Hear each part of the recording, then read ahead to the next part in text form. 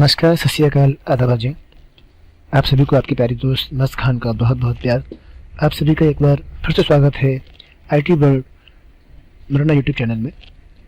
दोस्तों, आज की इस वीडियोस में 27 दिसंबर 2021 शिफ्ट 2 के कंप्यूटर के क्वेश्चंस के बारे में देखेंगे और मैं कोशिश करूंगा कि आपको मैं जो डिफिकल्ट क्वेश्चंस होंगे उनको समझा सकूं, क्योंकि कंप्यूटर के क्वेश्चन मैंने पिछले सेट लगाए हैं 26 तारीख वाले और शायद 25 वाले 27 का शिफ्ट 2 वाला 1 वाला। तो उसमें काफ़ी सिंपल क्वेश्चन है, कोई भी अभी तक कठिन क्वेश्चन मुझे नहीं लगा।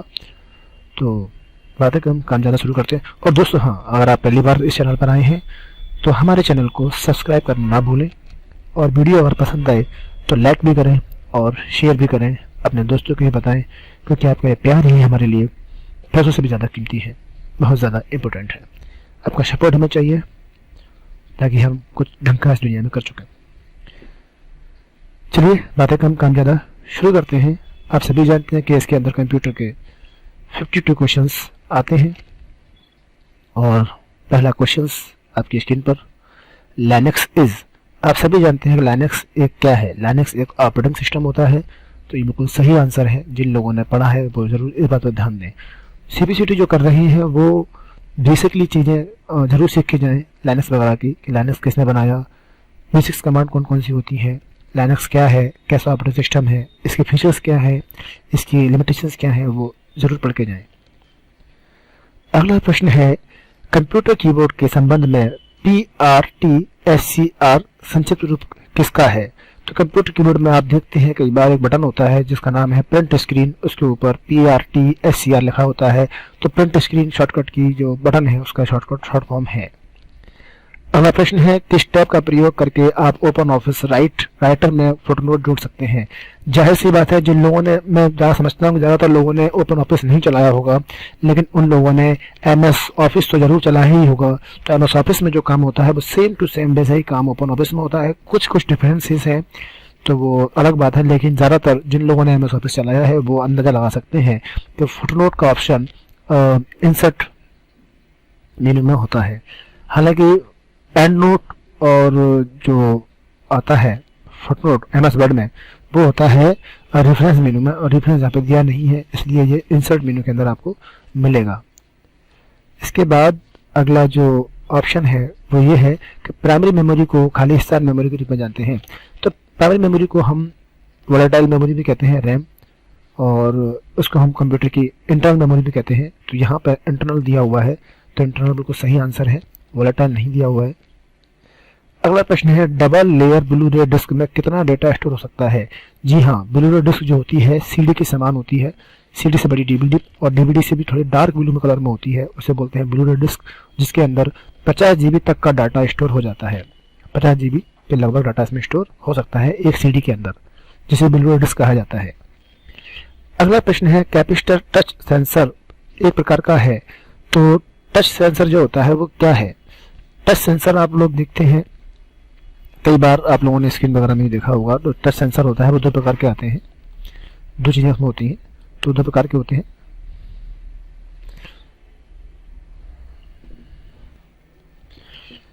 और इनके जो दो प्रकार हैं उनका नाम है सेल्फ एंड म्यूचुअल, है ना। एक होता है सेल्फ नाम का, एक होता है म्यूचुअल नाम का।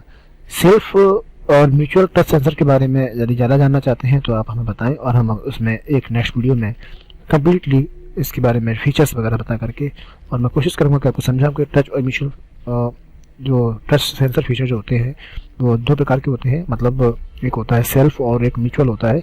तो सेल्फ और म्यूचुअल में क्या डिफरेंस है। एक्चुअली मैं जो टच और सेंसर जो होता है, टच सेल्फ सेंसर जो होता है और एक होता है म्यूचुअल सेंसर, दोनों में थोड़ा सा डिफरेंस है। उनका वर्किंग करने का तरीका है वो अलग अलग होता है, बस इसके अलावा कोई दोनों में कोई डिफरेंसेस नहीं है। वर्किंग का फ़र्क है और प्राइस का फ़र्क है, प्राइस की वजह से भी ये थोड़ा सा डिफरेंट अपने आप में रखते हैं। चर्चा करेंगे बाद में, क्योंकि हमारे पास समझाने का समय नहीं है। हमको जल्द से जल्द क्वेश्चंस कम से कम समय में लगाने हैं, पूरे से पूरे क्वेश्चन लगाने हैं ताकि टाइम बच सके। अगला प्रश्न है, निम्नलिखित न्यूमेरिक कोड का प्रयोग किया जाता है। तो न्यूमेरिक कोड का प्रयोग किस लैंग्वेज में होते हैं? हम फंडामेंटल में पढ़ाते हैं, असेंबली लैंग्वेज में किया जाता है।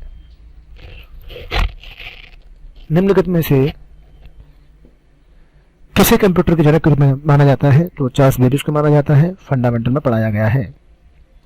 पाइथन में मशीनी लर्निंग के लिए किसका प्रयोग संबंधी लाइब्रेरी है? तो पाइथन लैंग्वेज जो है उसमें उपयोगी है, मशीन लैंग्वेज के लिए उपयोगी है कौन? पाइथन लैंग्वेज सीखने के लिए। तो इस कोई चीज है, is a useful and robust library for machine language in Python. Python language में कोई लाइब्रेरी कौन सी है? तो पाइथन लैंग्वेज में अगर आपने पढ़ी है तो आप ये जान सकते हैं कि इसमें जो लाइब्रेरी है वो ये है। 4GL लैंग्वेज फंडामेंटल नोट्स में नहीं है हमारे में, वहाँ पे हमने पाइथन के बारे में बताया है। तो मैं कहूँगा कि 4GL लैंग्वेज जो होती हैं बेसिकली आजकल जो इस्तेमाल हो रही है उन लैंग्वेज के बारे में आप थोड़ा सा पढ़ के जाएं, उनके एडवांटेज वगैरह, उनके एडवांटेज कौन कौन से हैं, कौन कौन से ऑपरेटर हैं, कौन कौन से उनके अंदर कौन से उसमें ऑपरेटर हैं, कौन कौन से उसमें वेरिएबल्स डाटा टाइप्स होते हैं, क्या उनकी लाइब्रेरी है, उनके बारे में पढ़ के जरूर जाया करें। बेशक आपको उसमें प्रोग्रामिंग नहीं आती है लेकिन उनके बारे में बेसिक चीज़ें जरूर मालूम करें। तो ये पाइथन लैंग्वेज के अंदर ये नाम लिखा हुआ है, इसके स्ट्रिक्ट लेंथ के नाम से लाइब्रेरी इसके अंदर होती है। निम्नलिखित में से कौन सा हार्डवेयर कंप्यूटर सिस्टम का आंतरिक घटक है? आंतरिक घटक आप देखेंगे कीबोर्ड, टीपीडी, मॉनिटर बाहर रहते हैं लेकिन मदरबोर्ड कंप्यूटर सीपीयू के अंदर फिट रहता है। खाली स्थान केंद्रीय प्रकरण का हिस्सा है, मतलब सीपीयू का एक कोई हिस्सा है। कौन? सीपीयू का हिस्सा दो होते हैं, सीयू और एएलयू। तो यहाँ पर एएलयू दिया हुआ है। एपीजी कार्ड की फ्लॉपी की गति मेगाहर्ट्ज में होती है। एपीजी कार्ड जो एक फ्लॉपी नहीं क्लिक, एपीजी कार्ड की क्लॉक की गति है ना, एपीजी कार्ड की क्लॉक की गति मेगाहर्ट्ज होती है। तो ये एपीजी कार्ड जो होता है, एपीजी कार्ड जो होता है उसमें जो उसकी गति है वो पूछा गया क्वेश्चन में कि एपीजी कार्ड की जो गति है वो घड़ी के कितने मेगाहर्ट्ज होती है। एक्चुअली में एपीजी कार्ड जो होता है उसकी जो फुल फॉर्म होती है वो एक्सेलरेटेड ग्राफिक्स पोर्ट होता है। ये एपीजी कार्ड एक ग्राफिक्स का कार्ड है, ग्राफिक्स कार्ड है प्रकार का, जो कि मॉनिटर पर डिस्प्ले बनाने के लिए इस्तेमाल किया जाता है। जब कभी आपका मॉनिटर का पीछे का पोर्ट जहाँ पर लगाते हैं मॉनिटर को और वो पोर्ट खराब हो जाता है तो उस जगह पर एक कार्ड लगाया जाता है जिससे हम डिस्प्ले अपने मॉनिटर के डिस्प्ले पर वीडियोस को देख सकते हैं, डिस्प्ले को चालू कर सकते हैं। तो वो जो इस्तेमाल किया जाता है वो ये है, इसका नाम एपीजी कार्ड बोलते हैं, इसको अपन एजीपी बोलते हैं और एजीपी को हम एक्सेलरेटेड ग्राफिक्स पोर्ट के नाम से जानते हैं। यानी कि एक प्रकार की ये पोर्ट होती है जहाँ पर ग्राफिक्स को कनेक्ट किया जाता है। ठीक है, तो इसकी गति जो होती है दोस्तों, इसकी चित्र बनाने की जो गति है घड़ी के अकॉर्डिंग वो होती है 66 होती है। ये दिखने में कैसा होता है मैं इसका दिखाता हूँ आपको। ये आप वीडियो को देख रहे होंगे जिसमें आप देख सकते हैं, या फोटो पे देख रहे हैं कि दिखने में कैसा होता है। चलिए अगला प्रश्न है, Windows XP Windows operating system के किस दूसरे वर्जन का सक्सेसर है, मतलब किसके बाद ये बनाया गया है? तो विंडोज एक्सपी विंडोज एमई के बाद बनाया गया है। इसकी मैंने पूरी लिस्ट अपने विंडोज के नोट में दी हुई है, कौन सा विंडोज पहले कौन सा बना, फिर कौन सा, फिर कौन सा, फिर कौन सा। तो वहां पर आप विंडोज एमई के बाद देख सकते हैं विंडोज एक्सपी को बनाया गया है। विंडोज एक्सपी के भी बहुत सारे वर्जन बनाए गए थे। यदि एग्जीक्यूटिंग की तुलना में पेजिंग में अधिक समय लगता है तो ये प्रक्रिया क्या कहलाती है? जी हाँ, ऑपरेटिंग सिस्टम में कुछ क्रियाएं होती हैं और जैसे पेजिंग और थ्रेडिंग वगैरह कुछ क्रिया होती हैं, है ना, और बफरिंग वगैरह, बफरिंग जैसे बोलते हैं अपन, तो वो सब बहुत सी क्रियाएं होती हैं। यदि एग्जीक्यूटिंग की तुलना में पेजिंग में अधिक समय लगता है, कोई प्रोग्राम एग्जीक्यूट हो रहा है उससे पहले वो उससे ज़्यादा समय पेजिंग करने में लग रहा है, तो उससे क्या कहते हैं? उस क्रिया को हम थ्रेसिंग कहते हैं। ठीक है, थ्रेसिंग में तो वो एग्जीक्यूट ही नहीं होगा लेकिन एग्जीक्यूट हो रहा है, देर में हो रहा है, तो उसको हम क्या कहते हैं? थ्रेसिंग कहते हैं। फायर वायर किसके द्वारा बनाया गया? तो फायर वायर किसके द्वारा बनाया गया? FireWire is an interface standard developed by. FireWire को पहली बार एप्पल ने बनाया, इसके बारे में मेरे को भी नहीं पता था, अभी देख के मालूम चला है ना। तो ये कुछ नाम ऐसे होते हैं मैं याद ही करना पड़ते हैं दोस्तों। तो फायर वायर जो होता है, एक वायर होता है फायर वायर, जिसके बारे में आपको बताता हूँ। ये देखिए फायर वायर क्या है, ये फायरवायर बिल्कुल सही बात है, एप्पल कंपनी ने बनाया है, इनपुट 8 इंटरफेस होता है और इसे IEEE 1973 के रूप में भी जाना जाता है। हम फायरवायर को, ये केबल्स के नाम रहते हैं IEEE 1394 के नाम से भी हम जानते हैं, जो IEEE द्वारा नामीकरण नाम, स्टैंडर्ड टेक्नोलॉजी नेम है, ये इसका नाम है। और ये जो है इसे अन्य नाम से भी जानते हैं, इसको हम सोनी लिंक, है ना, यामा MLN के नाम से भी जानते हैं, और एप्पल ने इसको बनाया है। एक्चुअली मैं तुम्हें दिखाना चाहता हूँ ये होती किस प्रकार की है ना। तो USB केबल जो होती है, जो लिखा हुआ है USB से अधिक परिचित उपयोगकर्ता USB के समान फायरवायर का विचार कर सकते हैं, क्योंकि इसमें कुछ समानताएं USB की तरह ही होती है। तो USB की तरह ये केबल होती है, कुछ इस प्रकार से होती है। ये केबल आप लोगों ने कई बार प्रिंटर में देखी होगी, प्रिंटर में ये कुछ इस प्रकार की केबल इस्तेमाल की जाती है। तो ये केबल एप्पल ने बनाई है और इसको हम फायरवायर केबल कहते हैं। ठीक है, चलिए शुरू करते हैं और चीजें। अगली जो बात है वो ये है कि खाली स्थान एक उपकरण है जो कंप्यूटर को टेलीफोन या केबल लाइनों पर डेटा संचारित करने में सक्षम बनाता है। जी हाँ, टेलीफोन के द्वारा डेटा बनाने के लिए मॉडेम का इस्तेमाल किया जाता है। ये कोई बड़ी बात नहीं, फंडामेंटल में बताया है हमने। निम्न में से कौन सा इम्पैक्ट प्रिंटर है? तो इम्पैक्ट प्रिंटर वो होता है जो कि ठोस प्रिंटिंग करता है, जो कि डॉट मैट्रिक इसका एग्जांपल है। बाकी लेयर, थर्मल वगैरह एक अलग प्रिंटर होते हैं। एंड्रॉयड OS एक ऑपरेटिंग सिस्टम है, लेकिन कौन सा ऑपरेटिंग सिस्टम है? ओपन सोर्स ऑपरेटिंग सिस्टम होता है। ओपन सोर्स यानी कि इसके कोड्स में अपन जिन्हें प्रोग्राम करना आती है वो उसमें रेटिंग वगैरह कर सकते हैं, इसको अपने हिसाब से वो कस्टमाइज कर सकते हैं। एंड्रॉयड को आप देख सकते हैं आजकल Realme UI है ना, MIUI के नाम से अलग अलग कंपनी अपने अपने एंड्रॉयड बना रही है, तो उस पर कस्टमाइज कर सकते हैं। तो ये एंड्रॉयड एक ओपन सोर्स ऑपरेटिंग सिस्टम है। ओपन सोर्स का मतलब ये होता है कि इसके सोर्स में हम कोई भी चेंजेस कर सकें। अगला प्रश्न है, कैट 5 इथरनेट केबल में कैट का अर्थ क्या होता है? तो कैट को हम कैटेगरी कहते हैं, और ये एथरनेट केबल भी जो होती है वो मैं आपको दिखाता हूँ कैसी होती है। आप लोगों ने इंटरनेट वगैरह में इस्तेमाल की होगी कई बार, जो नेटवर्क केबल लगाई जाती है मोबाइल में, सॉरी कंप्यूटर के CPU में, वो नेटवर्क केबल जो होती है वो एथरनेट केबल होती है। मैं दिखाता हूँ कैसी होती है वो।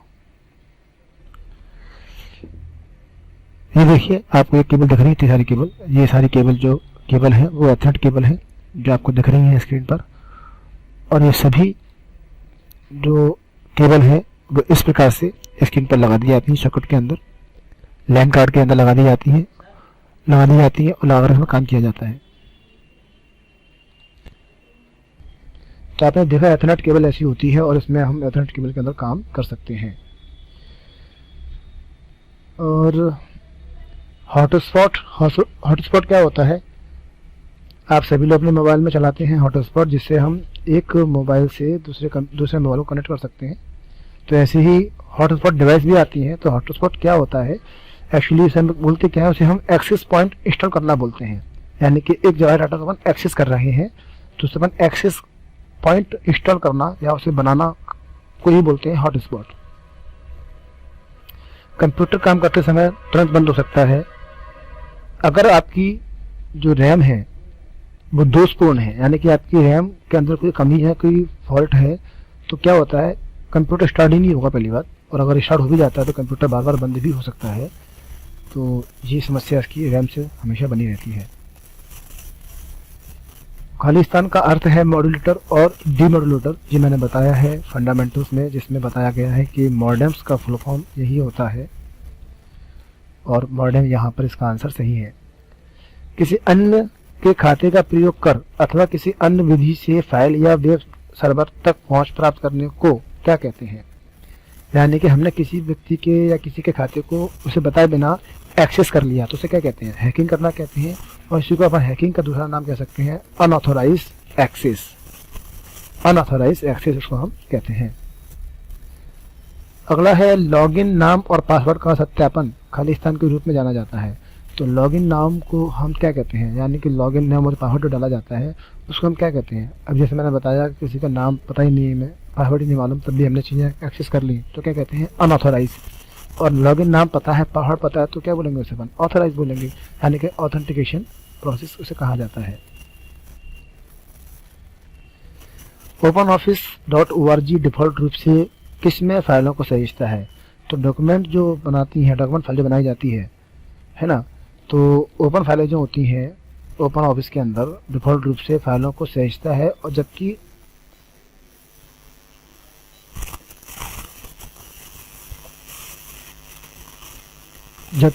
अन्यथा नहीं बनाया गया हो तो ओपन डॉक्यूमेंट जो फाइल बनाता है वो हमेशा ओपन डॉक्यूमेंट फॉर्मेट में ही फाइल को सेव करता है। Open office .org save file जो बनाता है वो उनको क्या करेगा, ओपन ऑफिस फॉर्मेट में ही सेव करेगा, ना कि PDF में, वर्ड में या किसी और में। हम जानते हैं कि RTF वर्डपैड की फाइल होती है, टेक्स्ट फाइल नोटपैड की होती है, PDF को हम किसी फाइल सॉफ्टवेयर के द्वारा कन्वर्ट करते हैं PDF के द्वारा, पोर्टेबल डॉक्यूमेंट फाइल जिसे बोला जाता है। तो ओपन डॉक्यूमेंट जो होती है ओपन ऑफिस, वो ओपन फाइल फॉर्मेट जो होते हैं ओपन डॉक्यूमेंट फॉर्मेट, उसी में फाइल को क्रिएट करता है। Which of the following is the odd one, यानी कि निम्न में से कौन सा एक अलग है और 4 समान होंगे और कहीं 3 अलग होंगे। तो आप देख सकते हैं इंकजेट प्रिंटर, लेजर प्रिंटर और डॉट मैट्रिक प्रिंटर, तीनों ही प्रिंटर हैं, लेकिन CRT एक प्रिंटर नहीं है, बल्कि ये एक दिखाने वाली चीज़ है। बाकी ये तीनों की तीनों चीज़ें प्रिंट करने का काम करते हैं, यानी कि हार्ड कॉपी बनाने का काम करते हैं, और CRT सॉफ्ट कॉपी बनाने का काम करता है। तो ये इस प्रकार से डिफरेंट हो गया, इन सभी में ये ऑड हो गया। अगला जो प्रश्न आपकी स्क्रीन पर है वो ये है कि संपीड़न यानी कि कंप्रेस फाइल जो होती है, संपीड़न अनुपात यानी कि कंप्रेस रेशियो जो होता है वो कितने कंप्रेशन से हाईएस्ट कितना हो सकता है। तो मैंने बताया था पहले भी कि जब हम किसी चीज़ को कंप्रेस करते हैं तो उसमें लॉस और लॉसलेस 2 प्रकार के कंप्रेशन होते हैं। तो एक तो है लॉसी, जिनमें कंप्रेशन करने पर क्वालिटी खो जाती है, और एक है लॉसलेस, जिनकी क्वालिटी नहीं खोती है। तो यहाँ पर लॉसी और लॉसलेस दोनों ही इसके सही आंसर हैं। अगला प्रश्न है, तीव्र प्रोटोटाइप के लिए एरोस्पेस, पुरातत्व शास्त्र और जैव प्रौद्योगिकी के क्षेत्रों में कौन सा प्रिंटर व्यापक रूप से उपयोग किया जाता है। तो जब भी कहीं अपन काम करेंगे, कोई भी पुरातत्व विभाग वगैरह, वहाँ नक्शे बनाए जाते हैं मोस्टली, यानी कि which of the following printer is widely use in aerospace और आर्कियोलॉजी और biotechnology field for purpose of rapid prototyping. तो एक्चुअली क्या है कि रैपिड मतलब होता है तीव्र, तो तीव्र प्रोटोटाइपिंग जो होता है फास्टली, उसके लिए हम किसका इस्तेमाल करते हैं, किस प्रिंटिंग का इस्तेमाल करते हैं। तो लेज़र, डॉट मैट्रिक, इंकजेट। ज़्यादातर लोग पढ़ते हैं लेज़र प्रिंटर फास्ट काम करता है, और यहाँ पर लोग लेज़र प्रिंटर को ही मेरे ख्याल से लोगों ने लगाया होगा। एक्चुअली में क्या होता है कि पुरातत्व शास्त्र जो होता है उस जगह पर हम कई बार नक्शे वगैरह भी प्रिंट करते हैं, तो हमें ज़रूरी है कि हम 3D प्रकार का प्रिंट आउट निकालें। तो वहाँ पर सबसे ज़्यादा लोग 3D प्रिंटर्स का इस्तेमाल करते हैं। ये एक नया टॉपिक है आप लोगों के लिए। तो 3D प्रिंटर्स का इस्तेमाल वहाँ किया जाता है। निम्न में से कौन सा विंडोज एक्सपी का सबसे अच्छा वर्णन करता है। तो इसके बारे में डेफिनेशन पूछी गई है विंडोज एक्सपी के बारे में। तो मल्टीटास्किंग ऑपरेटिंग सिस्टम है, जी हाँ बिल्कुल होता है। वास्तविक समय रियल टाइम भी है, बिल्कुल है। अनुप्रयोग प्रक्रिया सामग्री एप्लीकेशन सॉफ्टवेयर है, जी नहीं, ये सिस्टम सॉफ्टवेयर होता है। और एडवेयर भी नहीं है, यानी कि दोनों ऑप्शन ऊपर के विंडोज एक्सपी के बारे में समर्थन करते हैं, लेकिन हमें बताना है सबसे अच्छा वर्णन। तो लाइनक्स यूनिक्स भी आपके रन टाइम ऑपरेटिंग सिस्टम होते हैं, लेकिन वो मल्टीटास्क, जैसे कि डॉस भी आपका रन टाइम ऑपरेटिंग सिस्टम है, लेकिन वो मल्टीटास्किंग नहीं है। तो multitasking operating system Windows XP है, तो ये ज़्यादातर सही ऑप्शन माना जाएगा। अगला ऑप्शन है, खाली स्थान एक यूटिलिटी है जो किसी कंप्यूटर यूजर से एक साइट पर कनेक्शन बना ले, लॉगिन करने और इसके बाद किसी दूसरी साइट पर किसी कंप्यूटर पर कार्य को संचालित करने की अनुमति देता है। यानी कि हम जब एक कंप्यूटर पर काम कर रहे होते हैं, वहाँ से दूसरे कंप्यूटर पर रिमोट लॉगिन के द्वारा होता है ऐसा। इसको हम रिमोट लॉगिन कहते हैं। जैसे कि आप टीम व्यूअर का इस्तेमाल करते होंगे, जिन लोगों ने टीम व्यूअर या एनीडेस्क इस्तेमाल किया है उन्हें पता होगा कि उससे क्या होता है। उससे हम कहीं पर दूर कहीं कंप्यूटर रखा होता है और वहाँ के कंप्यूटर के आईपी एड्रेस के द्वारा हम अपने कंप्यूटर में उसकी स्क्रीन को खोल सकते हैं, उस पर काम कर सकते हैं। तो वही चीज़ यहाँ पूछी गई है कि एक यूटिलिटी है जो किसी कंप्यूटर यूजर से एक साइट पर कनेक्शन बना लेता है और लॉगिन करने के बाद उसके बाद किसी भी दूसरी साइट पर किसी कंप्यूटर पर काम करने की अनुमति देता है, उसे हम रिमोट लॉगिन कहते हैं। और रिमोट लॉगिन को टेलनेट प्रोटोकॉल के द्वारा किया जाता है। तो यहाँ पर टेलनेट बिल्कुल सही आंसर है। ये आप चित्र पे देख रहे होंगे कि यहाँ पर टेलनेट क्लाइंट और ये टेलनेट सर्वर हमने इस्तेमाल किया है और टेलनेट प्रोटोकॉल के माध्यम से हम यूजर नेम और पासवर्ड डाल करके, यानी कि आईपी एड्रेस और पासवर्ड डाल करके एक कंप्यूटर से दूसरे कंप्यूटर में फाइलों को कॉपी या ट्रांसफर कर सकते हैं। अगला जो प्रश्न है वो ये है, वह ई कॉमर्स डोमेन क्या है जिसमें उपभोक्ता द्वारा शुरू की गई व्यावसायिक गतिविधियां शामिल होती हैं और जिसका उद्देश्य व्यवसाय करना होता है। तो यहाँ पर डोमेन में पूछा गया है, यानी कि एक नाम पूछा गया है, टाइप पूछा गया है व्यवसाय का, जो कि उपभोक्ता और व्यवसाय के बीच में होता है। यानी कि आप इंग्लिश पढ़ेंगे तो समझ में आएगा, the e commerce domain that involve business activities initiated by the customer and target the business. यानी कस्टमर और बिजनेस के बीच में होने वाला व्यापार कौन सा है, तो उसको हम C2B कहते हैं। तो C2B सही आंसर है।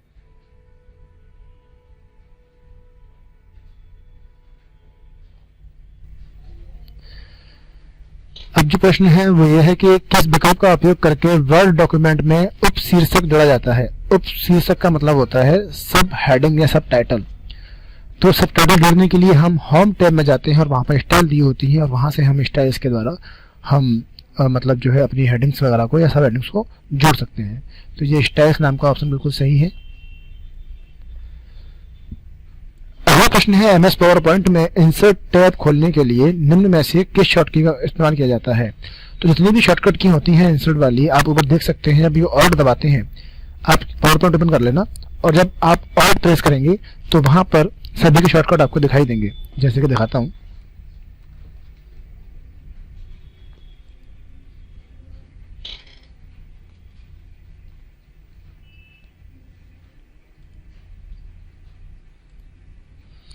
जैसे ही अपन ऑल प्रेस करते हैं, ऑल प्रेस को करके थोड़ा दबा के रखेंगे उसको, तो आप देखेंगे ऊपर है HNG, सभी टैब की शॉर्टकट की आपको दिखाई दे रही होगी।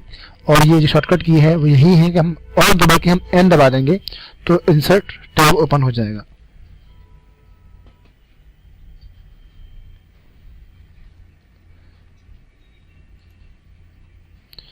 तो ये Alt N शॉर्टकट की बिल्कुल सही शॉर्टकट की है। अगला प्रश्न है, निम्न में से किस उद्देश्य के लिए व्हाट्सएप का उपयोग नहीं किया जाता। व्हाट्सएप आप सभी चलाते हैं, तो इसमें से इंस्टेंट मैसेज भेजने के लिए इस्तेमाल किया जाता है, किसी भी फाइल को भेजने के लिए इस्तेमाल कर सकते हैं, वेब पर लघु वीडियो क्लिप अपलोड करने के लिए, और चौथा है वॉइस टॉकिंग करने के लिए। तो आप सभी ये काम करते होंगे, लेकिन किसी भी वेबसाइट के ऊपर वीडियोस को आप अपलोड नहीं कर सकते। इसका मतलब यह है कि छोटी वीडियो को आप किसी भी वेब पर अपलोड कर सकते हैं व्हाट्सएप के द्वारा। जी नहीं, आप किसी भी वेबसाइट पर इसके द्वारा वीडियोस को अपलोड नहीं कर सकते हैं। ये काम करने के लिए बताया गया है। इस चित्र को ध्यान से देखिए और यहाँ बताया गया है कि ये मार्जिन जो ऑप्शन होता है MS वर्ड के अंदर, और वहां पर ये मार्जिन दिया हुआ है, वहां आप देख सकते हैं कि नैरो के बारे में बात कर रहा है। एरो का चिन्ह दिखाया गया है नैरो, और नैरो मैंने बताया था कि पेज का जो कम से कम मार्जिन होता है 0.5 वो रहता है। तो इसने पूछा है कि निम्न चित्र दर्शाता है कि यूजर MS वर्ड 2013 में खाली स्थान को अपनी आवश्यकता अनुसार समायोजित यानी कि सेट कर रहा है। क्या सेट कर रहा है वो, तो आप देखें यहाँ पर मार्जिन सेट कर रहा है। क्या कर रहा है वो, मार्जिन सेट कर रहा है। तो इसका आंसर क्या होगा, मार्जिन होगा। इसका सही आंसर क्या है, मार्जिन। अगला जो देखिए हो गया, स्लो हो गया। प्रश्न है, what is the maximum numbers of line one can set for drop cap. यानी कि ड्रॉप कैप के लिए अपन अधिकतम कितनी लाइन सेट कर सकते हैं। यदि आप लोगों ने ड्रॉप देखा हो कभी अखबार वगैरह के अंदर, पहला लेटर जो होता है, सबसे पहला लेटर किसी पैराग्राफ का बड़ा रहता है, तो वो बाय डिफॉल्ट 3 लाइन का आता है, लेकिन वो पूछ रहा है मैक्सिमम नंबर ऑफ लाइन, अधिकतम कितनी लाइन तक वैसे बना सकते हैं। तो ये अधिकतम 10 लाइन तक का बनाया जा सकता है। कभी कभी ये पूछा जाता है कि ये ऑप्शन किस टैब में मिलता है। तो हमें जब भी कुछ लगाना हो, बनाना हो, सभी ऑप्शन लगाने वाले ऑप्शन, टेबल बनाना है, पेज मंगाना है, ड्रॉप कर मंगाना है, तो सभी ऑप्शन आपको इंसर्ट टैब में मिलते हैं। तो ये भी आपको इंसर्ट में ही मिलेगा। अगला प्रश्न है,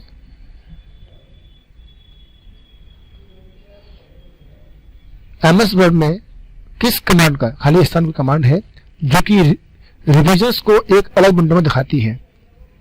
इसे आप इंग्लिश में पढ़ेंगे तो आपको समझ में आएगा कि कौन सी कमांड है। जो शो होती है रिवीजन इन ए सेपरेट विंडोज, यानी कि हम कोई काम कर रहे हैं एमएस वर्ड में, या कोई रिव्यू कर रहे हैं एमएस वर्ड में, किसी फाइल को पढ़ रहे हैं और उसको रिवीजन कर रहे हैं, तो वो ऑप्शन कहाँ पर मिलेगा।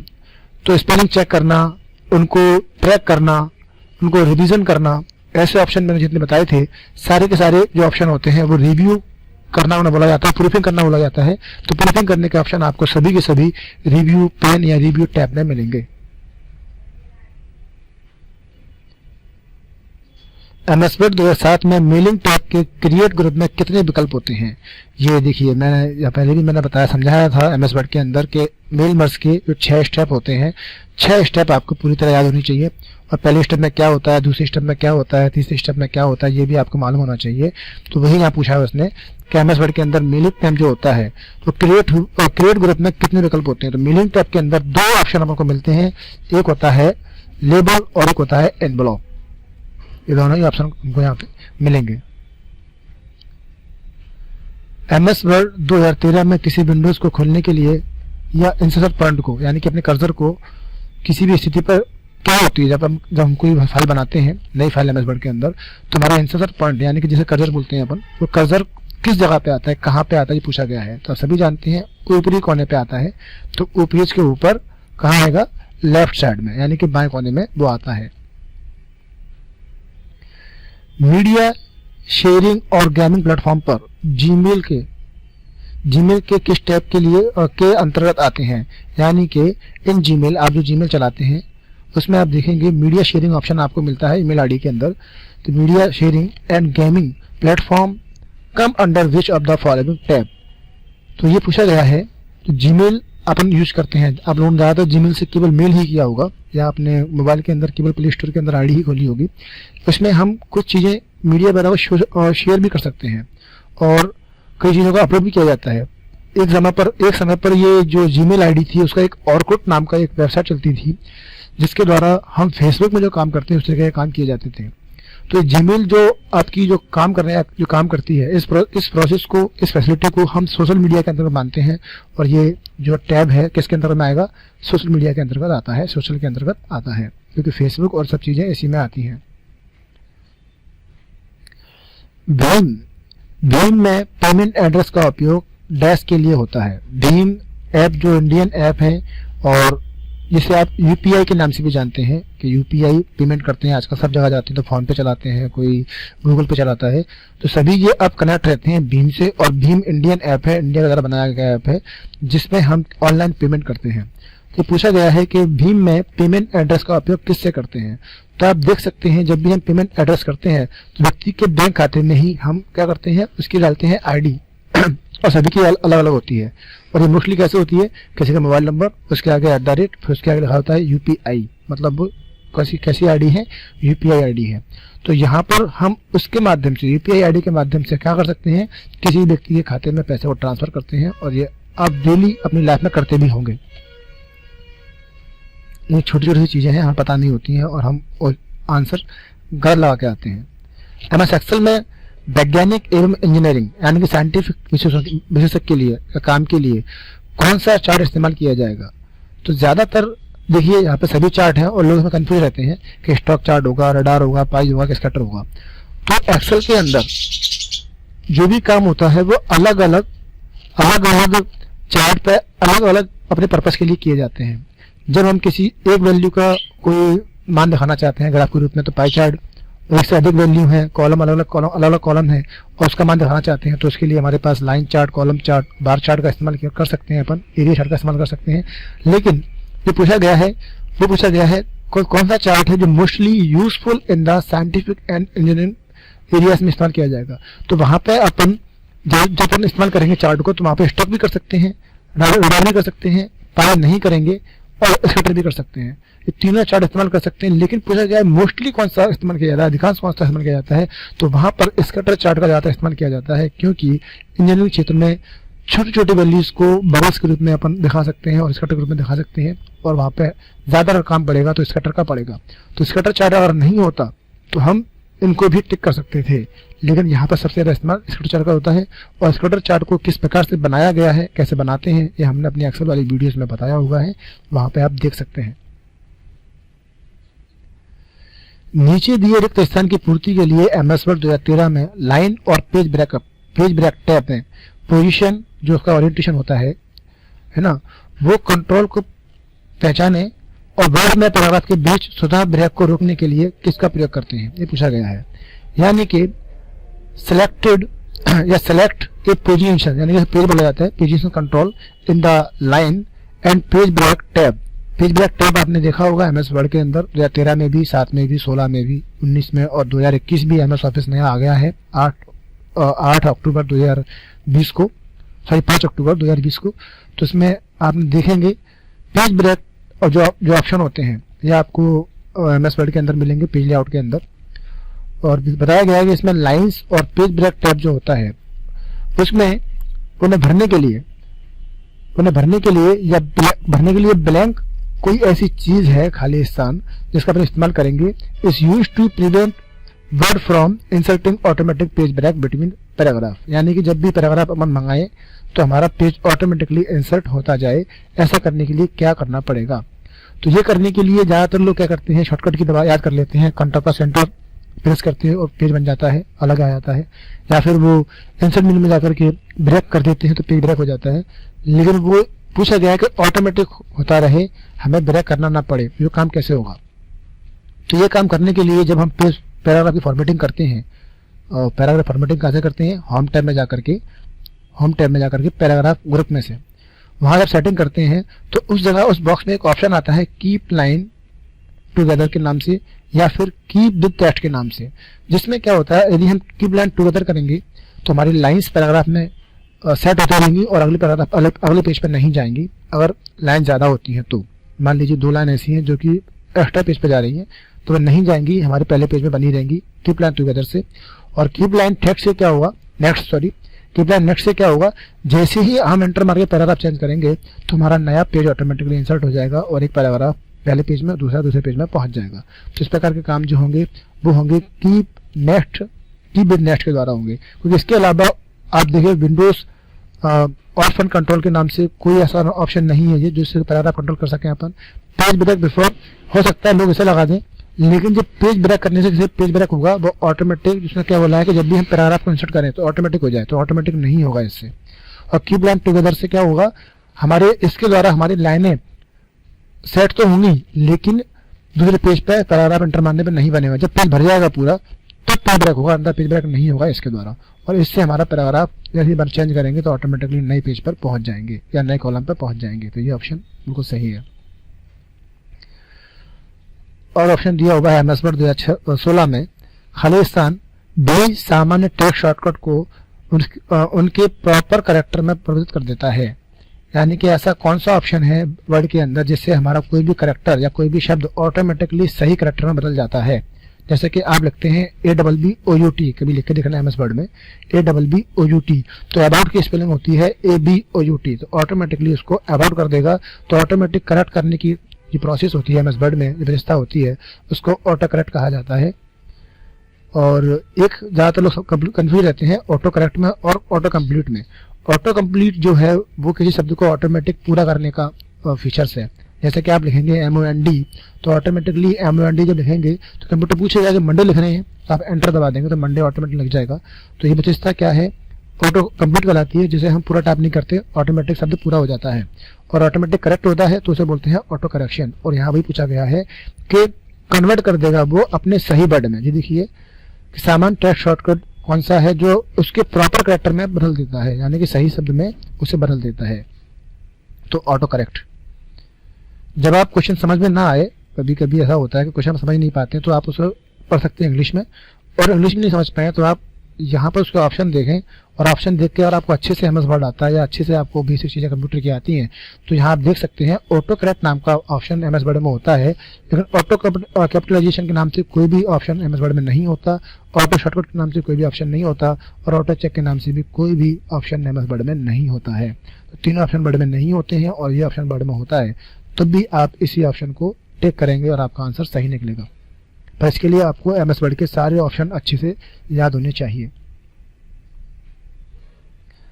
अगला जो प्रश्न है वो ये है, एमएस वर्ड 2016 में कॉलम फॉर्मेटिंग को हटाते समय हम इंसर्शन पॉइंट यानी कि कर्सर को कॉलम डैश रख सकते हैं, यानी कि कॉलम को कहाँ पे रख सकते हैं, पूछा गया है कॉलम को किस जगह पे रख सकते हैं।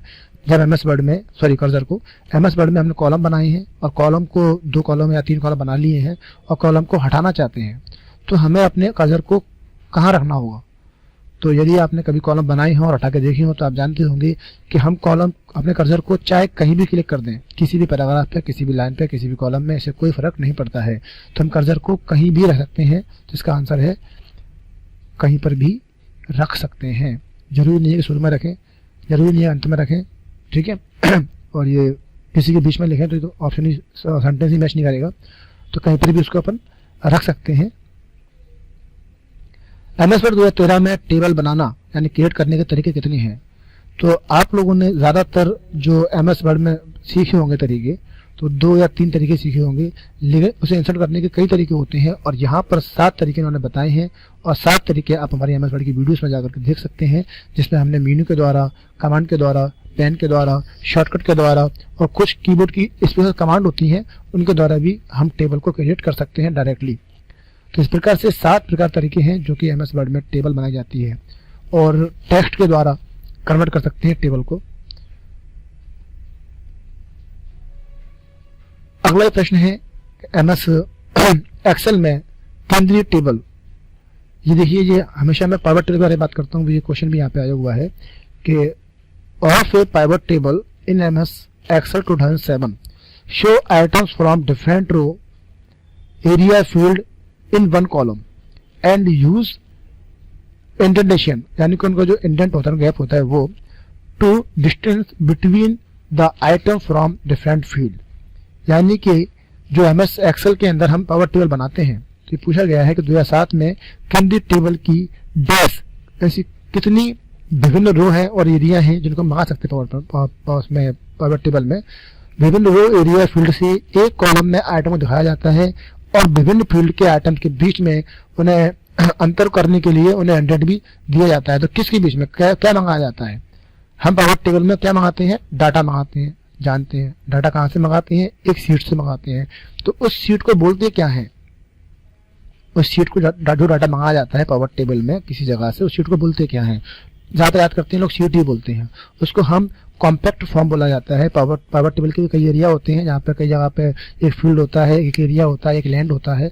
इस प्रकार से अलग अलग एरिया होते हैं और जिस जगह से डाटा मंगाया जाता है, रो मंगाई जाती है, उसको हम कॉम्पैक्ट फॉर्म के नाम से जानते हैं। अगला प्रश्न है, निम्नलिखित में से कौन सा एमएस वर्ड 2016 का एक पेज ओरिएंटेशन है। तो पेज ओरिएंटेशन 2 प्रकार के होते हैं, पोर्ट्रेट और लैंडस्केप। तो लैंडस्केप है, इसके अलावा कोई भी यहाँ पर पेपर का जो है ओरिएंटेशन नहीं है। लीगल पेपर का साइज होता है, नैरो मार्जिन होता है और वाइड भी एक पेपर का ओरिएंटेशन है, लेकिन ये एमएस वर्ड का नहीं है, ये पेज मेकर का ओरिएंटेशन है। एमएस वर्ड 2007 में पेज सेटअप डायलॉग बॉक्स में मार्जिन टैब को कंट्रोल के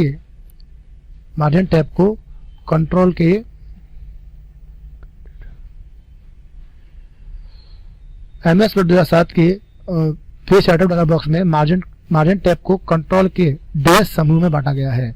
यानी कि जो मार्जिन टैब होता है उसको कितने भागों में बांटा गया। आपको लोग समझे, कंट्रोल मतलब कंट्रोल की नहीं है ये एमएस वर्ड की, इसलिए आप इंग्लिश पढ़ेंगे समझ में आएगा कि कंट्रोल की के बारे में बात नहीं कर रहा है। लिखा हुआ है in a page setup dialog box MS Word 2007 in margin tab is divided into dash group controls, यानी कि मार्जिन को कितने ग्रुप में बांटा गया है। आप देख रहे हैं, आपने इंग्लिश पढ़ी तो समझ में आ जाएगा कितने ग्रुप में बांटा गया है। तो हम जानते हैं एमएस वर्ड के अंदर 4 मार्जिन होते हैं, तो इसलिए इसका आंसर बिल्कुल 4 होगा, लेफ्ट, राइट, टॉप और बॉटम। अगला प्रश्न है, एमएस वर्ड में किसी चयनित शब्द की थिसॉस कमांड यानी कि किसी पर्यायवाची देखने के लिए किसका इस्तेमाल करते हैं। तो पर्यायवाची देखने के लिए थिसॉस कमांड होती है और इसकी शॉर्टकट की शिफ्ट प्लस F7 होती है, हर हमें याद करनी पड़ेगी।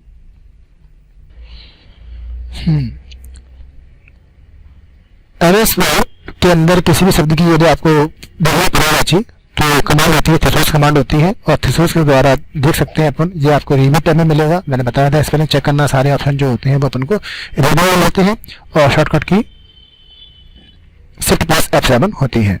ये आप प्रेस करेंगे तो जैसे कि आपको देखना है टीचर का पर्यायवाची, तो आप एमएस वर्ड में टाइप करें टीचर, सेलेक्ट करें और शिफ्ट प्लस F7 दबा दें तो आपके सामने टीचर के पर्यायवाची आ जाएंगे, जैसे कि professor, lecturer, trainer.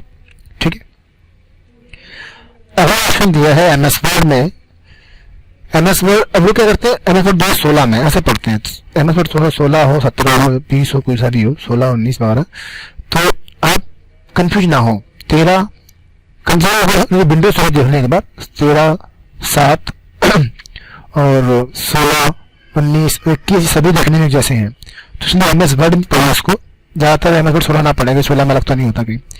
MS word 16 में या एमएस वर्ड में इसकी मेल मर्ज प्रक्रिया, ये देखिए मैं बात करता हूँ मेल मर्ज की, ये भी ऑप्शन आ चुका है।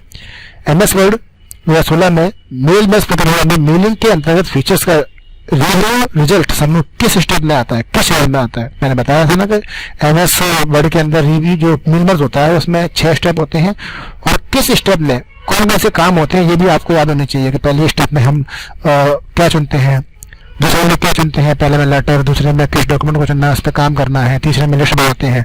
इस प्रकार से कुल 6 स्टेप होते हैं और 5वां स्टेप में क्या होता है ये पूछा गया है। तो आप इंग्लिश पढ़ें, the preview result group of features under mailing is applicable in which of the following steps in the mail merge process in MS Word।